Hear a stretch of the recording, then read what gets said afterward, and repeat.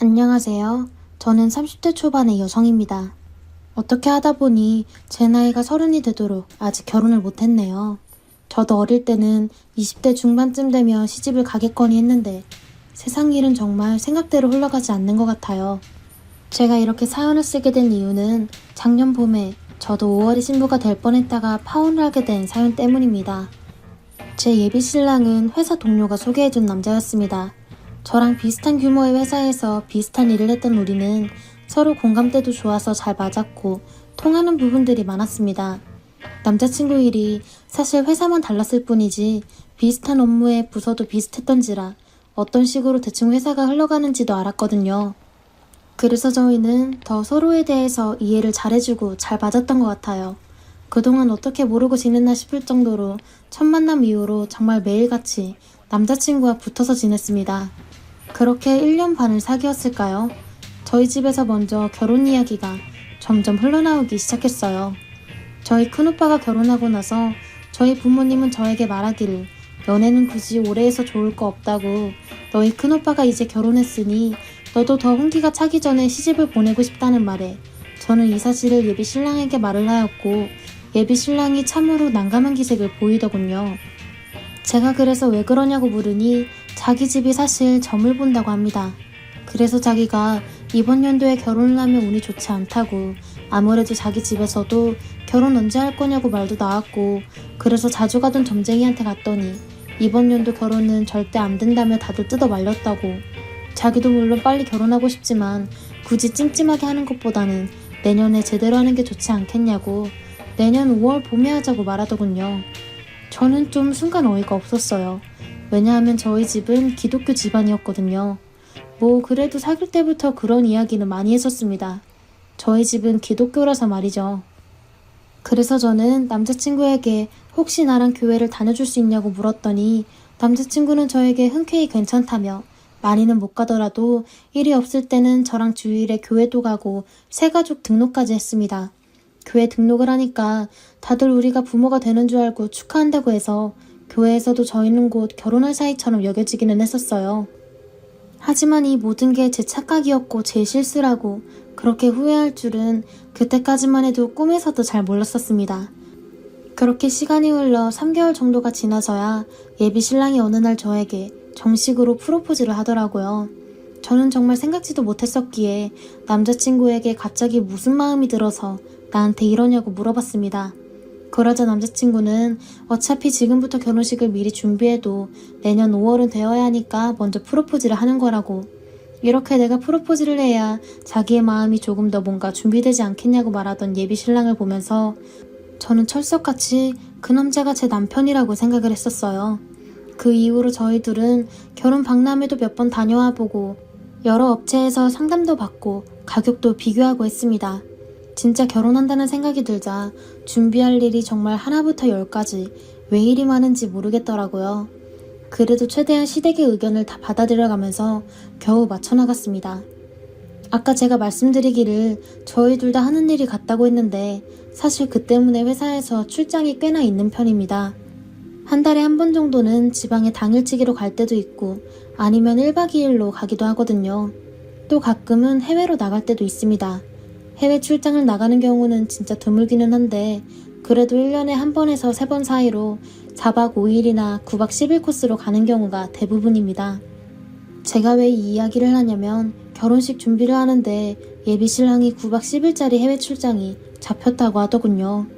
아니 아무리 그래도 그렇지 저희 회사의 경우는 결혼식 때문에 국내에서 크게 벗어나야 할 상황이 생기면 회사에서 배려 차원으로 해외 출장이나 이런 것은 봐주는데 이 시기에 혼자 10일이나 해외로 나가버리면 나는 도대체 어떻게 하라는 거냐고 했더니 남자친구는 미안하다고 하면서 서로 회사 분위기가 다르다고 하더군요.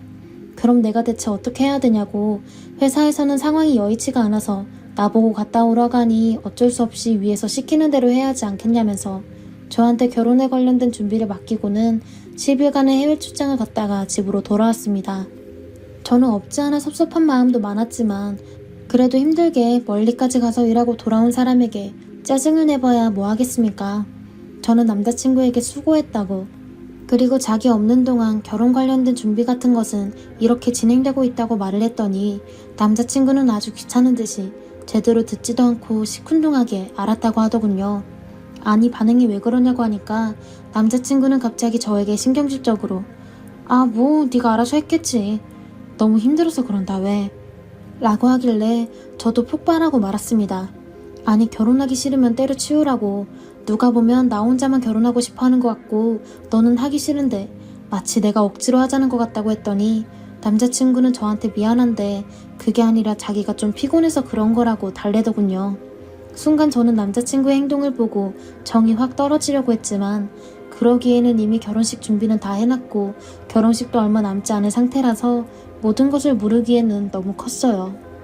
그렇게 넘어가고 다시 관계를 회복하려고 하는데 그날따라 친정집에서 요리를 많이 해서 저도 먹고 예비 신랑한테 가져다 주라고 해서 예비 신랑 집에 반찬을 가져다 주러 가게 되었습니다.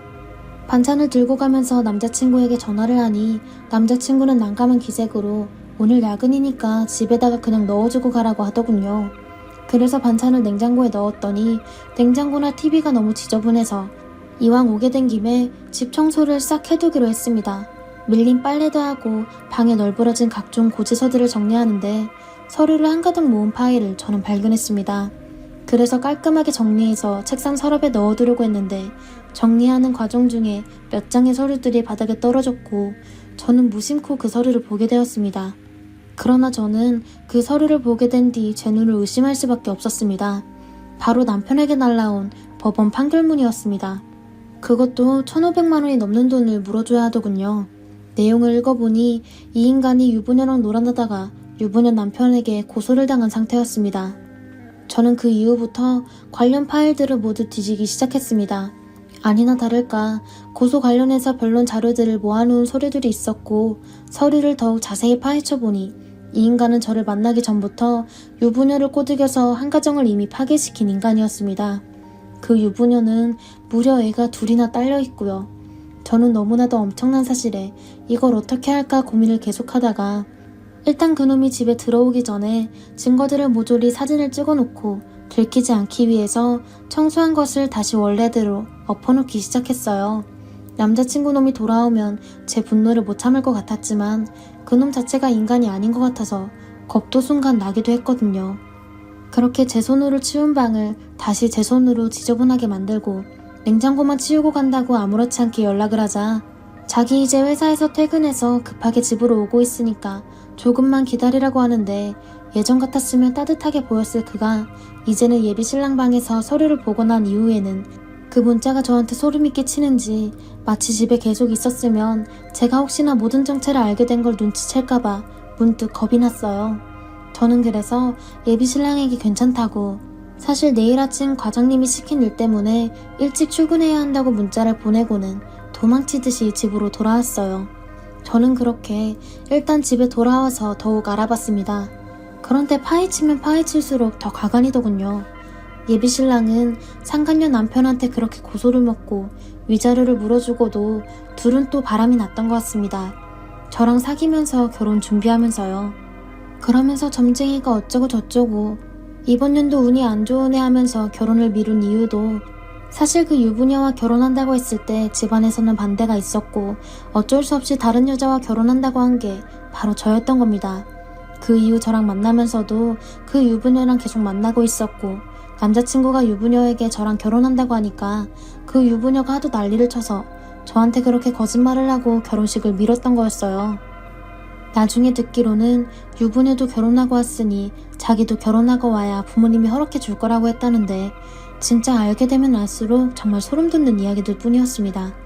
그렇게 거짓말을 해서 결혼을 미룬 거였고 예비 시댁에서는 남자친구가 유부녀를 아직 못 잊었다는 것을 알면서도 저와 결혼을 하면 마음을 접을 줄 알고 결혼을 그저 계속 밀어붙인 거였습니다. 그의 마지못해 결국은 저와 결혼한다고 한 놈이 바로 이 인간이었고 그 유부녀는 이혼하고 그 새끼를 계속 만나고 있었던 거였어요. 혹시나 이상해서 회사에 알아봤었는데 역시 해외 출장도 없던 일이었고 남자친구가 저에게 9박 10일 출장을 간다는 것도 사실은 결혼한다고 말했다가 화가 난 유부녀를 달랜다고 둘이서 해외여행을 갔다가 온 거였어요. 저는 이 모든 사실과 증거를 모두 들은 상태에서 저는 친정 부모님과 함께 예비 시댁을 찾아가서 싹 터뜨렸고 그날 완전 집안이 개판이 되었어요.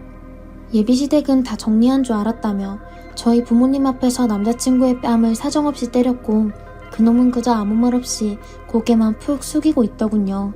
저는 고소를 하기 전에 모든 위약금을 물어내라고 소리를 질렀고 위자료 겸해서 지금까지 결혼 준비에 관련해 들어간 모든 돈을 돌려받고 추가로 2천만 원을 받기는 했지만 저는 그 이후로 남자친구 놈과 다녔던 교회까지 그만둘 수밖에 없었고 그렇게 다른 교회로 이전하게 되었습니다. 교회를 갈 때마다 사람들이 저에게 신랑은 오늘 왜 안 왔냐고 다들 물어보시는데 정말 그때마다 부끄럽고 화가 나서 계속 다닐 수가 없더라고요. 부모님께서는 저에게 전화 위복이라고 생각하자며 위로해 주셨습니다.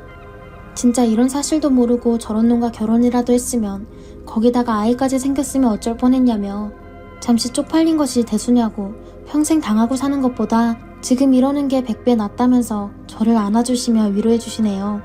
선의에서 시작한 그날의 청소가 아니었으면 정말 제 인생이 진짜 어떻게 되었을지 상상만 해도 끔찍하네요. 안녕하세요. 저는 올해 30대 중반이 된 여자입니다. 저는 인간관계가 좁고 깊은 편인 사람이에요. 그래서 여러 명의 친구들과 활발하게 교류하기보다는 한두 명의 친구들과 가족처럼 친하게 지내는 스타일이죠. 그런 저에게는 가족보다도 더욱 소중한 2명의 친구들이 있습니다. 학창시절부터 서로의 우여곡절을 다 지켜보면서 함께 성장한 친구들이고 진짜 가족이라고 여겨도 전혀 부족함이 없을 만큼 저는 이 친구들을 의지하면서 살아왔어요. 2명의 친구 중 한 친구는 저와 취업한 시기도 결혼의 시기도 모두 비슷했어요. 그렇다 보니 다른 한 친구보다도 더욱 주고받는 이야기가 잘 통할 수밖에 없었고 각자의 남편과 함께 부부 동반으로도 자연스럽게 자주 모이게 되었죠. 취미까지 비슷했던 저희들은 동반 여행으로 캠핑도 자주 다녔어요. 지친 일상의 유일한 낙이라고 해도 될 만큼 자연 곳곳으로 떠나는 여행을 좋아했던 저희들은 뚜렷한 일정이 없는 주말이면 거의 약속이라도 한 것처럼 짐을 꾸려 떠나곤 했죠. 미선아 뭐해? 이번 주도 갈 거지? 당연하지. 남편한테도 말해줬어. 근데 우리 다음 주도 별 일정 없을 것 같던데? 그래? 그럼 다음 주는 밀양댐스쿨 오토 캠핑장 가자. 거기 괜찮더라고. 그럼 주말에 보자. 이렇게 거의 일상처럼 매주 주말은 저희는 대부분의 일정들을 저와 친구 둘이서 1분 남짓한 전화 한 통만 주고받으면 만사 오케이였을 정도로 일사천리였어요. 그렇게 2, 3년쯤 같이 다니다 보니 제 남편과 친구의 남편 역시 둘도 없는 친구 사이가 되었어요. 인생을 살다 보면 돈, 명예 모두 정말 중요하지만 이렇게 소중한 사람들이 내 주변에 있다는 것만큼 행복한 건 사실 없잖아요. 그래서 저는 이 사람들에게 더욱더 아낌없이 주려고 노력하고 또 노력했어요. 결말이 이런 식으로 돌아올 거라고는 생각조차 못했지만요. 얼마 전에도 만남이 있었어요. 그날은 다른 날들보다는 좀 더 특별한 날이었죠. 바로 친구 녀석의 생일이 겹쳤었거든요. 그래서 저와 남편 그리고 친구의 남편과 셋이서 따로 만나서 작은 선물과 이벤트를 준비하기로 했어요. 친구 부부와 저희 부부 모두 나이가 또래여서 1년 전쯤부터 다 같이 말을 놓고 친구처럼 지내고 있었는데요. 친구가 도착하기 전 먼저 만나 선물을 사러 가던 길이었어요. 제가 친구 남편에게 물었죠. 미선이 요즘 뭐 필요한 거 없대? 괜찮은 선물 하나 사면 딱 좋을 것 같은데. 그런데 미선이 남편이 아닌 제 남편이 무심코 대답하기를 요새 무선 이어폰 갖고 싶다고 하던데 라고 하더라고요. 그래서 제가 말했어요. 너 이제 나보다 더 친해? 얼마나 친하면 미선이 남편보다 당신이 더 잘 알아. 남편이 킥킥 웃으며 대답했어요. 너희들이 영 관심이 없는 거야. 나는 아주 섬세하니 잘 알고 라며 웃었어요. 저희들은 남편의 말을 참고해서 괜찮은 브랜드에서 무선 이어폰을 하나 장만했고 케이크도 준비해서 모임 장소로 향했어요. 그리고는 친구가 잠깐 캠핑장 입구 쪽 화장실에 간사히 촛불도 켜놓고 선물도 준비해서 깜짝 놀래켜줬죠. 친구는 너무나도 놀라며 감동해주었고 큰 선물도 아닌데 완전 좋아해줘서 저희가 오히려 고마웠죠. 얘들아 나 너무 감동이야.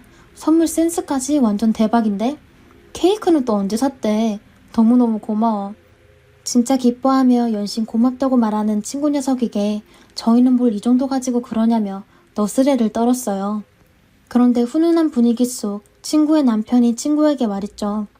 근데 나는 왜 당신 이어폰 필요하다고 얘기 들은 기억이 전혀 없지? 언제 말했대? 정원이 아니었으면 우리 선물 제대로 못 고를 뻔했어. 정원이는 제 남편의 이름이에요. 하긴 친구 남편의 말이 틀린 건 아니었어요. 저 역시 꼼꼼한 편인데 미선이가 이어폰 필요하다고 얘기한 걸 들은 기억이 전혀 없었거든요. 뭐 못 들었을 수는 있지만요. 그런데 조금 이상했던 건 그 말을 듣고 친구 녀석이 적잖이 당황하는 기색을 보였던 점이에요. 별 질문이 아닌데도 불구하고 우물쭈물하며 대답을 망설이더라고요. 그런데 그때 제 남편이 대신 대답을 했어요. 아, 난 그때 거기서 들었어. 우리 가평 놀러 갔을 때.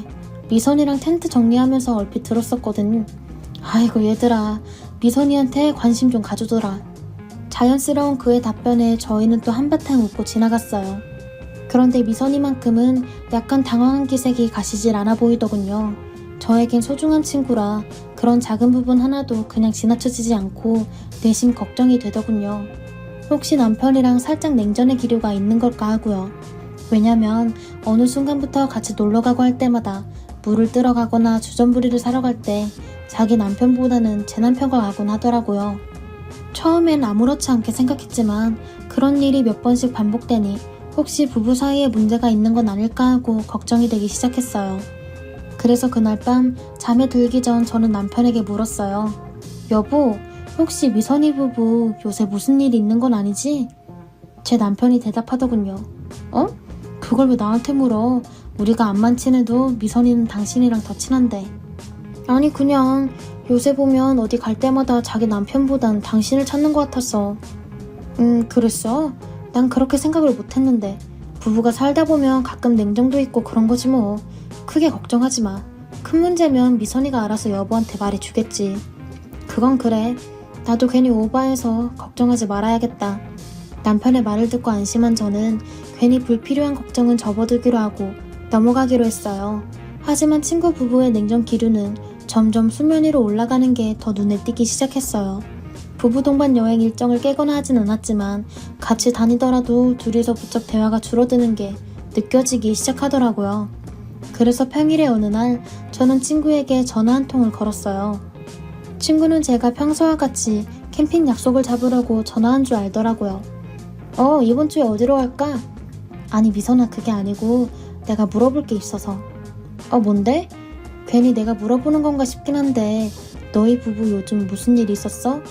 기류가 좀 이상해서 몇 달 동안 쭉 그러는 것 같아서 좀 걱정이 되더라.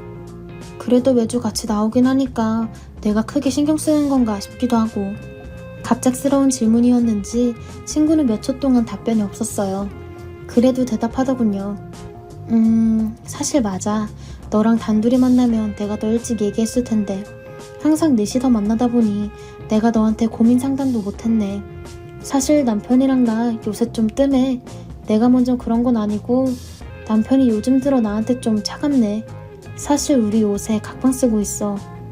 역시 뭔가 있긴 있더라고요. 그렇지 않고서야 그렇게 서로에게 냉담할 수는 없었을 테니까요. 아, 그렇구나. 어쩌니? 별다른 일도 없이 갑자기 그렇게 된 거야? 별일이랄 게 뭐 있겠어. 맨날 일상은 똑같은데. 그냥 남편이 권태기같이 그런가 봐. 야, 그런 소리 하지 마.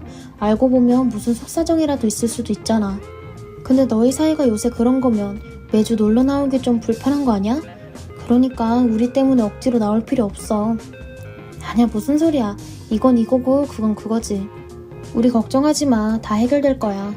그래. 그럼 주말에 보자. 전화를 끊고 나서도 내심 신경이 쓰였어요.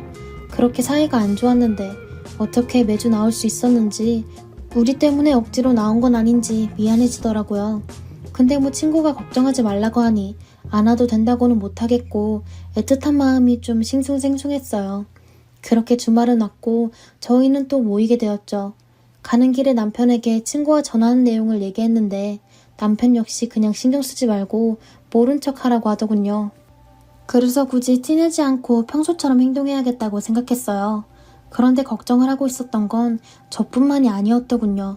그날도 어김없이 친구와 제 남편이 그릇을 씻으러 들어간다고 해서 알겠다고 했고, 저는 평소처럼 제 할 일을 하고 있는데 친구 남편이 저에게 먼저 다가와 말을 걸더라고요. 혹시 요새 미선이한테 뭐 들은 말 없어? 난감했습니다. 둘 사이에 문제가 있다고 한 걸 들었다고 해야 할지 말아야 할지 고민이 되었지만 굳이 말해봤자 둘 사이에 도움은 될 것 같지 않아서 모른 척 하기로 했죠. 아니 들은 거 없는데 왜 그래? 그런데 친구 남편의 이야기는 미선이의 말과 좀 달랐어요. 사실 너도 뭐 어느 정도 눈치는 챘지만 요즘 우리 사이가 좀 뜨뜻미지근해. 미선이가 나한테 실증이 난 건지 뭔지 집에서도 말 한마디 섞기가 어렵고 잠도 거실에 나와서 자고 뭔가 이상했어요. 미선이는 분명 저한테 남편의 태도가 달라졌다고 했는데 지금 이야기를 들어보니 남편이 아닌 미선이의 태도가 돌변했다더군요. 당황한 마음에 물었어요. 아무 일도 없이 갑자기 너는 그대로였는데 미선이가 안 된다고 막 그랬다고? 난 요즘 갑자기 왜 그러나 싶었지. 퇴근길에 작은 선물도 사가보고 회사에서도 연락도 더 자주 하고 그랬는데 별 답장도 없고 반응도 없고 이런 상황은 또 처음이라 어떻게 해야 할지 고민이네. 하소연하듯 내뱉는 친구 남편의 이야기를 들어보니 진심인 듯 했어요. 그렇다면 정말이지 이상했죠. 미선이는 왜 본인이 아니라 남편이 먼저 퉁명스럽게 군다고 거짓말한 걸까요? 의문이 생기려던 찰나에 저 멀리서 제 남편과 친구가 걸어오더군요. 둘이서 박장대소를 하면서요. 그리고 그날 밤 저는 느꼈습니다. 친구의 남편과 제가 얼마나 둔하고 바보 같았는지요. 멀리서 걸어오던 친구는 제 옆에서 이야기하고 있던 본인 남편을 보자마자 미소가 싹 가시더니 휙 하고 다른 곳으로 가더군요. 그 표정만 보아도 친구가 먼저 냉랭하게 굴고 있다는 것이 확실해지는 듯 했어요. 그 후로도 저와 제 남편과 둘이서만 이야기하는 친구를 보니 점점 눈치가 보였어요. 그러다 보니 자연스럽게 친구 부부의 동태를 신경을 세우고 보게 되더라고요. 그날 밤 평소와는 다르게 이리저리 신경 쓰이는 구석이 많았는지 잠을 좀 설쳤습니다. 새벽에도 몇 번이고 눈이 떠졌는데 3시쯤이었을까요? 옆에 남편이 없더군요. 화장실이라도 간 건가 싶어서 기다려봤는데 거의 30분이 지나도록 돌아오지 않더라고요. 캠핑장에는 다른 사람들도 많긴 했지만 다들 텐트 안에서 자고 있을 시간이라 슬슬 걱정이 되기 시작했어요. 그래서 손전등을 들고 밖으로 나가봤죠. 화장실 쪽으로 가도 아무리 주변 근방을 살펴보아도 인기척조차 들리지 않았어요. 걱정되는 마음에 몇 차례 전화를 걸었지만 텐트에 핸드폰을 두고 나갔더라고요. 그래서 친구 부부의 텐트에 가서 미안하지만 잠을 깨워서라도 같이 찾아보려고 하는데 웬걸요. 그 텐트 안에는 친구는 없고 친구 남편만 있더라고요. 미선이는 어디 갔냐고 물으니 모르겠다고 합니다. 자느라 나가는 소리도 듣지 못했다고 하더라고요. 불안감과 의심이 동시에 드는 순간이었습니다. 떨리는 마음으로 친구와 남편을 찾아 나섰어요. 울창한 숲 한복판에 있었던 캠핑장이라 전등이 없다면 한 발짝도 내딛기가 무서울 정도로 어둑어둑했어요. 약 30분을 샅샅이 뒤졌지만 그 어떤 불빛도 인기척도 발견할 수 없었어요. 혹시 길이라도 잃은 건가, 경찰에 신고라도 해야 하는 건가 겁이 나기 시작했죠. 그런데 그 순간 저 멀리서 희미한 불빛 하나가 보였습니다. 희미하지만 이리저리 움직이는 불빛을 보고 그쪽으로 냅다 달려갔죠. 그런데 불빛이 점점 선명해질수록 경악했습니다. 그 길의 끝에는 담요 하나를 걸어놓고 숲속에서 제 친구와 남편이 있었습니다. 저와 친구 남편은 할 말을 잃었습니다. 저희 발소리가 제법 컸음에도 불구하고 얼마나 정신이 없었는지 사람이 온 줄도 모르는 두 사람을 보니 정말 기가 차더군요. 할 말을 잃고 지켜보는데 친구의 남편은 그 광경을 보자마자 눈이 돌아버린 것 같았습니다. 들고 있던 손전등을 그들에게 내리꽂듯 던져버리며 소리를 지르더군요. 야, 이 니들이 인간이냐? 친구의 남편은 그 말이 끝나기가 무섭게 주머니에서 휴대폰을 꺼내더니 사정없이 사진을 찍기 시작하더군요. 평생을 함께한 네 사람들이 동시에 배신하는 장면을 목격한 기분이 정말 상상 초월이더군요. 다리 힘이 죄다 풀려 바닥에 주저앉았습니다. 저에게 쭈뼛쭈뼛 다가오는 남편, 무슨 벌레라도 오는 느낌이 들어서 얼굴에 침을 뱉어버렸습니다. 그리고 친구는 정말 입을 꼭 다물고 한마디도 하지 않더군요. 그렇게 저는 먼저 텐트가 있는 자리로 돌아와 짐을 모조리 내버려두고 제 소지품만 챙겨서 집으로 운전해서 와버렸습니다. 그 산속에서 친구 부부의 차를 타고 돌아왔을지 아니면 다른 사람들의 차를 얻어 타고 왔을지는 제 할 바가 아니니까요. 그대로 며칠 동안은 정말 식음을 전폐하고 있었어요. 그런 일을 당하고 나니 정말 며칠은 그냥 아무 생각도 하지 않고 딱 죽어버리고 싶다는 생각이 들더군요. 세상이 무너지는 기분에 휩싸여서 아무것도 못하고 못 먹고 못 자면서 하루하루를 보냈습니다. 내가 먼저 허락할 때까지는 집에 들어오지 말아달라고 문자를 해놨었는데 양심은 있는지 그 말은 지키더군요. 남편만큼이나 잔인했던 건 친구입니다. 그 친구 남편과도 해결할 일이 구만리라 정신없긴 하겠지만 저에게 지금까지 연락 한 통이 없네요. 내 가족처럼 생각했던 유일한 친구인데 얘는 반대로 저를 얼마나 만만하게 봤을까요? 얼마나 만만하게 봤으면 친구 남편과 뒹굴 생각을 했을까요? 혼자 남겨진다는 건 정말 죽어도 싫었던 저였지만 며칠을 잠도 못 자고 아무리 생각해봐도 그 둘 중 어느 누구도 용서할 수가 없었습니다. 머리로만 안 되는 게 아니라 마음이 아예 거부를 하더군요. 아무리 소중했던 사람들이라 할지라도 이 역겨운 상처들을 도저히 덮어두고 그들을 볼 자신이 없었습니다. 그러는 동안 친구 남편에게서도 연락이 왔어요. 혹시라도 이혼 생각이 있으면 본인이 그날 찍어둔 사진이 도움이 될 테니 필요하다면 언제든지 주겠다고 하네요. 당장 받을 용기는 나지 않았지만 조만간 그 사진이 필요할 거라고 답을 보내놨습니다. 그 일이 지나고 약 한 달 정도의 시간이 지난 지금은 여러모로 생각 정리를 한 상태입니다. 어떻게 보면 답은 하나밖에 없는데 제가 그동안 쌓아온 정 때문에 이렇게나 많은 날들을 고민하고 또 고민한 것 같네요. 그러는 동안 친구 부부는 이혼 절차를 밟아 나가게 되었다는 소식을 듣게 되었습니다. 아마도 이들의 이혼 과정이 마무리에 다다를 즈음에 저와 남편 역시 본격적인 이혼 준비를 밟아 나갈 듯하네요. 동시에 양가 가족들에게도 이야기를 전부 알릴 생각이고요. 남편에게선 얼마 전 전화가 왔었습니다. 그날 이후 처음으로 나눈 연락이죠. 그 역시 제가 이혼을 할 거라는 것을 이미 생각하고 있는 눈치더군요. 양심 없게 제 발목을 잡을 생각은 없다며 그냥 제대로 사과를 하고 싶어서 전화한 거라고 합니다. 너무 늦게 말해서 미안하다고도 하면서요. 제 친구와 남편의 관계는 몇 달 정도 된 상태였다고 하네요. 대충 상황을 들어보니 친구가 부부 고민을 털어놓는다며 이리저리 남편에게 이야기를 들어달라고 한 모양이에요. 그러다가 돌이킬 수 없는 관계로 빠져버리게 된 거죠. 그렇다고 해서 둘 중 누가 더 잘못됐다고 할 수 있겠습니까? 둘 다 똑같은 쓰레기라는 사실은 변함없죠. 그리고 한 사람 말만 듣고 판단할 수도 없는 거고요. 이렇게 생각보다 차분하고 덤덤하게 남편과의 마지막 대화를 마쳤습니다. 기분이 한결 정리된 느낌도 들었네요. 자발적으로 선택한 홀로서기가 아니지만 누구보다 단단하고 멋지게 혼자가 될 준비를 마쳤어요. 끝까지 들어주신 여러분 정말 감사드리고 큰 한 발을 앞둔 저에게 조금이나마 힘이 드는 말씀 한마디씩 해주신다면 더더 감사하겠습니다. 그리고 여러분들의 일상에는 항상 좋은 일만 있으시길 바랍니다. 안녕하세요. 저에게는 두 번째 사랑이 나이 50 넘어 찾아왔지만 그 사랑은 너무나 아픈 기억만 남겨두고 끝이 나게 되었습니다. 10년 전 남편이 일을 하던 도중 추락사고로 인해 세상을 떠나게 되었어요. 한없이 잘해주며 가족을 위해 희생하며 살아왔던 남편은 제 마음속 깊이 남아있어서 슬픔에서 벗어나기까지 상당한 시간이 필요했었습니다. 남편과 함께 살았을 때는 잘 몰랐었는데 세상을 떠나고 나니 왜 이리 못해준 것만 생각이 났던지 일이 끝나고 지쳐있는 몸을 이끌며 집에 들어온 남편에게 좀 더 잘해주고 고생했다고 안아주면서 사랑한다는 말 한마디 더 해줄걸. 나이가 먹으면 먹을수록 점점 제 속에 있던 감정들의 말들을 아끼게 되었습니다. 한없이 표현하며 사랑해야 할 부부 사이인데 저는 왜 사랑의 표현을 아껴왔던 걸까요? 세상을 떠난 남편을 생각하면 그때 일들이 정말 너무 후회가 되네요. 다시 돌아간다면 아낌없이 사랑해주고 싶습니다. 하지만 현실이 그러하듯 저에게는 하나뿐인 딸이 잘 되길 바라기 때문에 집안의 가장 역할까지 하기 위해서 더욱더 열심히 일하면서 딸에게 필요한 부분들을 최선을 다해 뒷바라지해줬습니다. 그런데 나이가 먹어가면서 점점 몸에서 느끼는 피로감은 쉽게 회복이 되지 않았고 결국 제 몸이 버티지 못하고 과로로 인해 쓰러지게 되었네요. 참 한심하죠.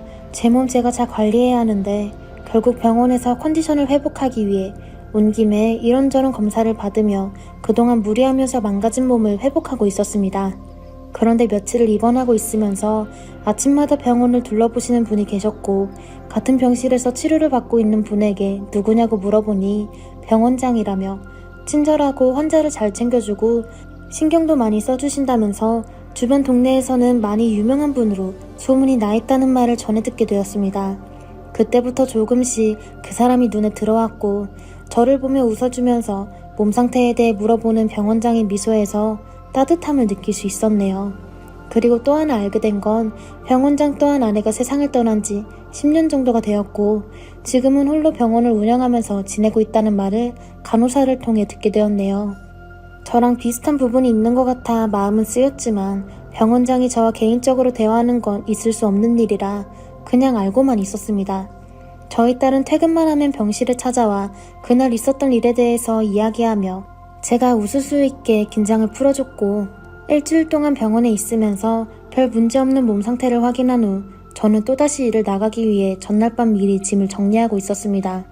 그런데 퇴근할 시간이 한참 지난 시간에 병원장이 병실을 돌고 있었고, 제가 짐을 싸고 있는 모습을 보자 저한테 가까이 오더니 잠시 커피 한잔 하자며 밖으로 불렀습니다.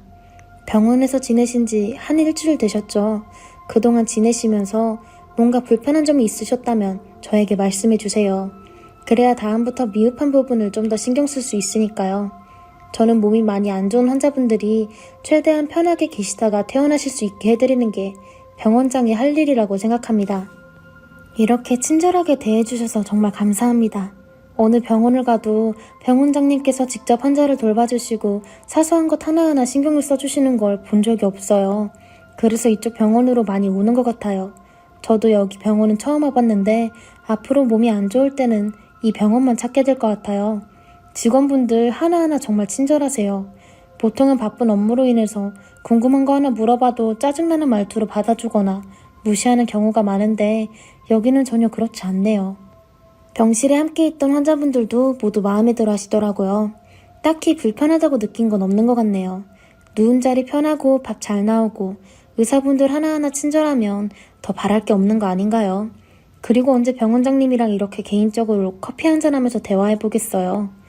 늦은 밤까지 저희는 시간 가는 줄 모르고 계속해서 대화가 이어졌고, 알게 모르게 서로에게 뭔가 알 수 없는 전기가 통하게 된 걸 느낄 수 있었습니다.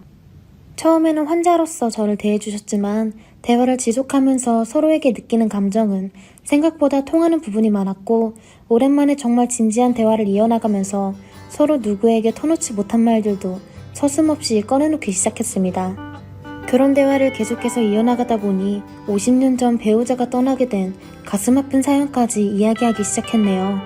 병원장 또한 자신의 아내가 10년 전 몸이 좋지 않아 결국 세상을 떠났다며 가슴 아픈 속마음을 꺼내놓았습니다. 서로가 아팠던 과거 일들을 대화로 풀어나가다 보니 어느덧 새벽 시간이 되어버렸고, 저희는 서로 아주 잠시였지만 5초 동안 아무 말 없이 눈빛으로 시선 교환을 하게 되었습니다. 그때 굳어있던 제 심장이 뛰기 시작했고, 그 사람 또한 같은 감정을 느끼게 된 건지 시선을 회피하며 말을 더듬기 시작했네요. 그렇게 갑작스럽게 어색해져 버린 상황에서 저희는 급하게 대화를 마무리하고 각자 헤어졌고, 병실에 들어와 아까 나누었던 대화에 대해서 생각하며 아침 동이 뜰 때까지 두 눈을 뜬 채 시간을 보냈습니다.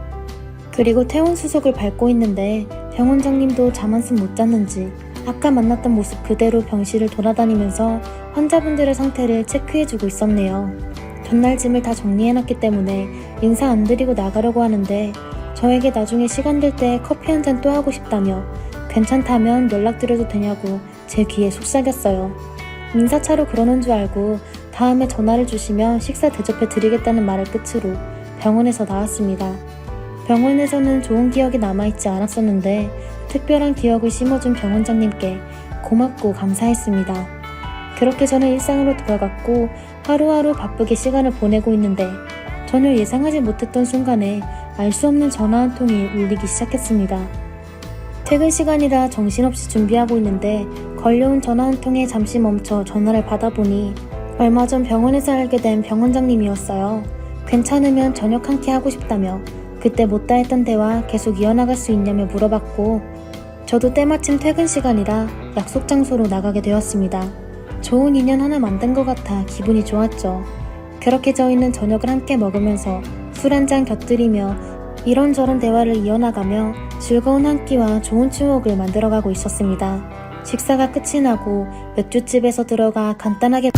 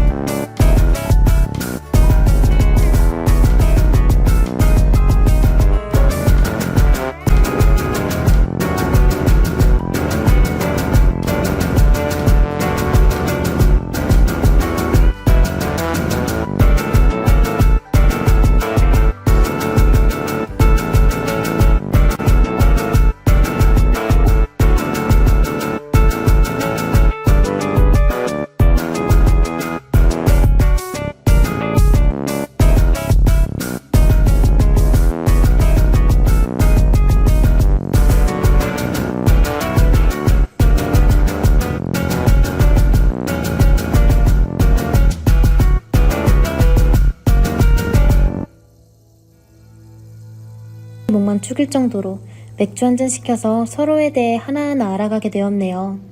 그런데 다음날 각자의 위치로 돌아가야 하기 때문에 너무 늦으면 안 돼서 다음에 또 약속을 잡아서 만나기로 한 다음 헤어지려고 하는데 병원장님은 저에게 밥 한 끼 살 수 있는 친구가 아닌 진지하게 만남을 지속적으로 하고 싶다며 갑작스러운 고백을 해왔고 그런 모습에 너무 당황스럽기도 하면서 병원장이나 되는 사람이 별거 없는 저에게 저런 말을 하는 걸 보고 나를 가지고 놀려고 그러는 건지 의심이 되기 시작했어요. 상식적으로 빈부격차가 너무 심하고 조건이 좋은 여자들이 많은데 왜 하필 저인지 이해가 되지 않았습니다.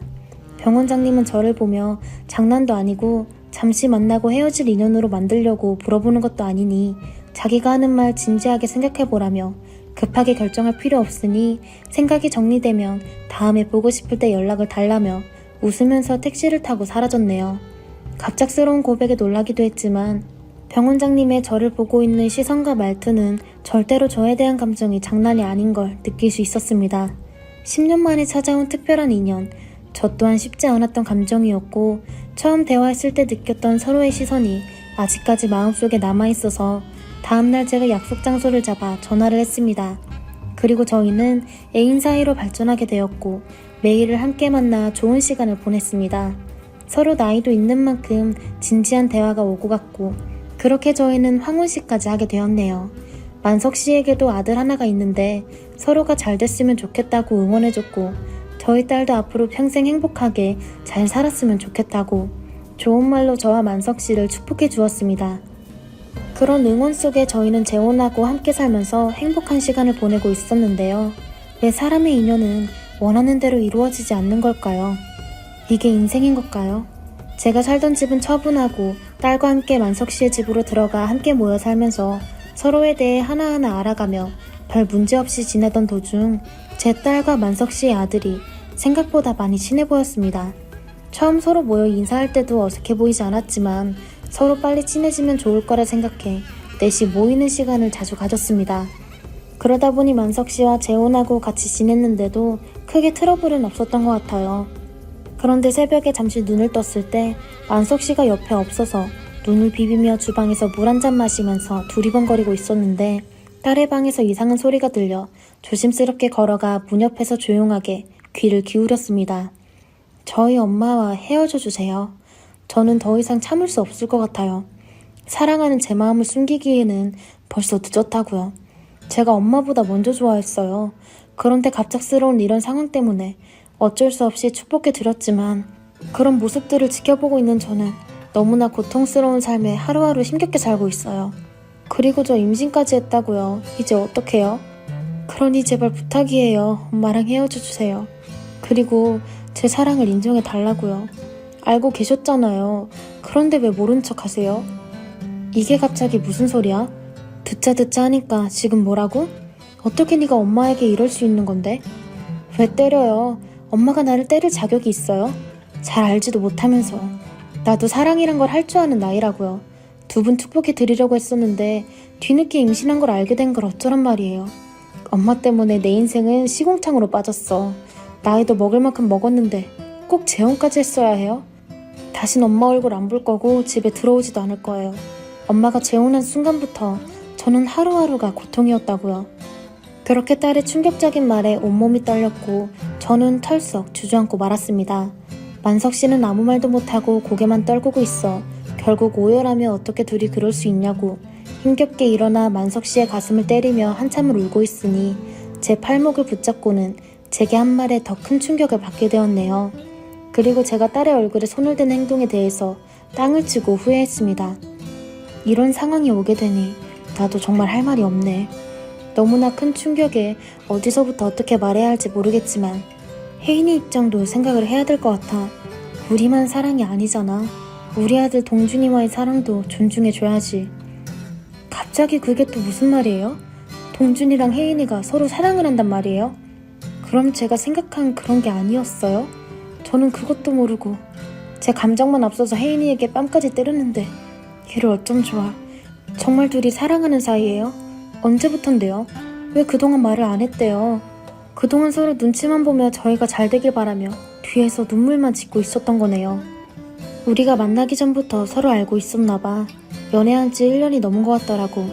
결혼까지 생각하며 만나고 있었는데 우리가 서로 사랑하는 사이가 되다 보니 아무 말도 못하고 속으로 앓고만 있었던 거지. 나도 동준이한테 아무것도 들은 게 없었고 그리고 둘이 서로 사랑하고 있다는 것 자체를 상상할 수도 없었지. 서로 숨기면서 우리들을 사랑하는 모습을 지켜보는 게 힘들었겠지만 그걸로 위안을 삼고 있었겠지. 감정이라는 거 솔직히 숨기기 힘든 거잖아. 결국 폭발을 하게 된 것 같아. 둘이 서로 사랑하고 있었지만 저와 만석 씨의 사랑을 더 존중해주고 자신들의 감정을 숨긴 채 서로 아침에 눈 뜨고 밥을 먹고 저녁에 들어와 이런저런 이야기하면서 웃고 떠들 때 그동안 눈빛으로만 감정을 교류했을 둘을 생각하니 너무나 가슴이 찢어졌어요. 딸에게 전화를 했지만 받지 않았고 만석 씨도 동준이에게 전화를 걸어봤지만 결국 둘 다 받지 않았습니다. 저희가 할 수 있는 건 서로가 잘 알고 있었지만 만석 씨와 저도 섣불리 입을 열지 못했어요. 그렇게 저희는 거실에서 아무 말 없이 앉아 있었고 결국 제 두 눈에서 눈물이 흐르고 말았습니다.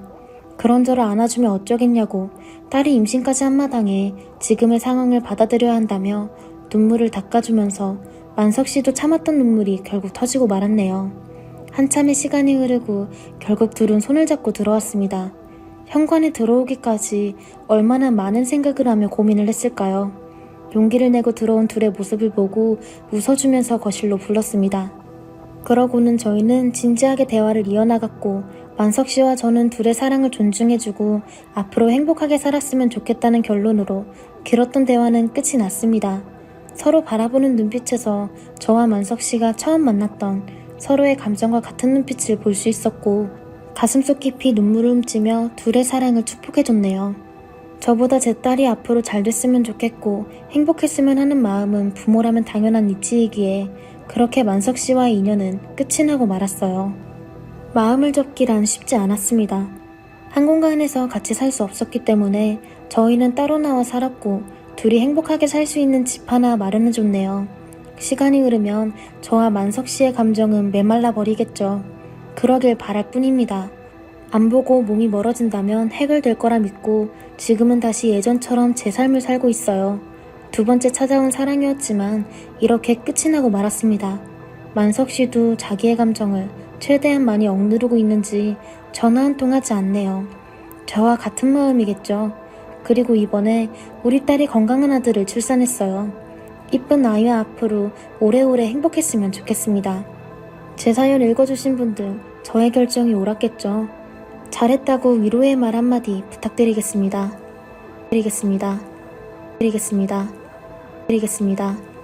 드리겠습니다.